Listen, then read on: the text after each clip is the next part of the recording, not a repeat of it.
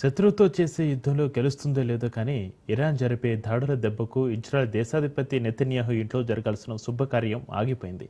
యుద్ధం మొదలైన తర్వాత ప్రాణాలను కాపాడుకోవడమే పెద్ద విషయం అనుకుంటుంటే శుభకార్యాలు ఆగిపోవడం పెద్ద విషయమా అని అనుకోవచ్చు. కానీ మొండివాడిగా ముద్రపడ్డ బెంజమిన్ నెతన్యాహు ఇరాన్తో యుద్ధం జరిగే సమయంలోనే తన తనయుడు అవనర్ నెతన్యాహు పెళ్లికి ముహూర్తం పెట్టడం గమనార్హం. అంటే ఇరాన్ను యుద్ధంలో మట్టి కరిపించే శుభ సమయంలోనే తన తనయుడి పెళ్లికి సంబంధించిన శుభకార్యాన్ని పూర్తి చేయాలని నెతన్యాహు టైం ఫిక్స్ చేశాడనమాట. అంతా నెతన్యాహు స్కెచ్ ప్రకారం జరుగుతుందని ఆయన సన్నిహితులు ఊహించుకున్నారు. కానీ చివరి క్షణంలో కథ అడ్డం తిరిగింది.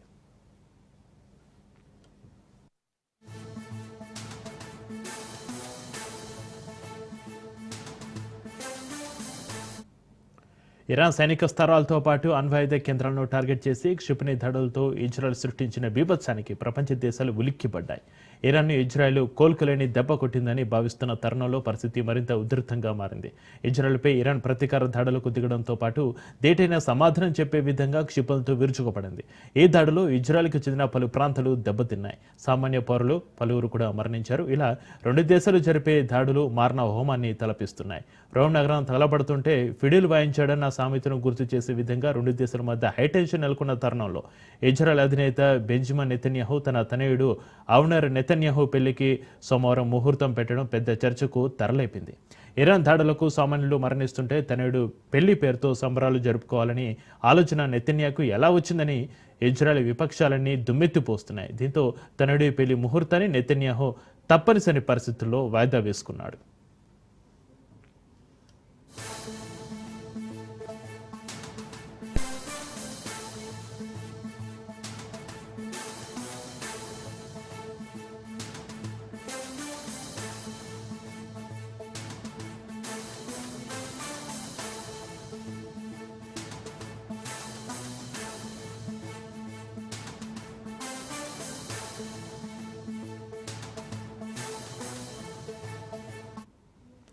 నెతన్యాహు కుమారుడి వివాహ వేడుకలను అంగరంగ వైభవంగా జరపడానికి ఆయన కుటుంబ సభ్యులు శుక్రవారం నుంచి ఘనంగా ఏర్పాట్లు చేయడం మొదలుపెట్టారు. యుద్ధం జరుగుతున్న దాంతో సంబంధం లేకుండా మరోవైపు పెళ్లి సందడి ఘనంగా ఉండాలని నెతన్యాహు అధికారులను ఆదేశించారని తెలుస్తుంది. ఇరాన్పై దాడి చేశామనే ఆనందంతో పాటు తన తనయుడి పెళ్లి జరిగిందనే మరో గుడ్ న్యూస్ కలిపి డబుల్ ధమాకా వేడుకలను జరుపుకోవాలనేది నెతన్యాహు వ్యూహం అని సమాచారం. కానీ ఇరాన్ ప్రతిదాడి తీవ్రంగా ఉండడంతో ఈ ప్లాన్లన్నీ అప్సెట్ అయ్యాయట. ఇరాన్ దాడిలో సామాన్య పౌరులు చనిపోతున్న సమయంలో పెళ్లి వేడుకల పేరుతో హడావుడి చేస్తే పబ్లిక్ నుంచి తిరుగుబాటు వస్తుందని నెతన్యాహుకి ఇంటెలిజెన్స్ సమాచారం అందిందట. దాంతో అలర్ట్ అయిన నెతన్యాహు తన కుటుంబ సభ్యుల్ని ఒప్పించి తనయుడి వివాహం ముహూర్తాన్ని వాయిదా వేశాడని తెలుస్తుంది.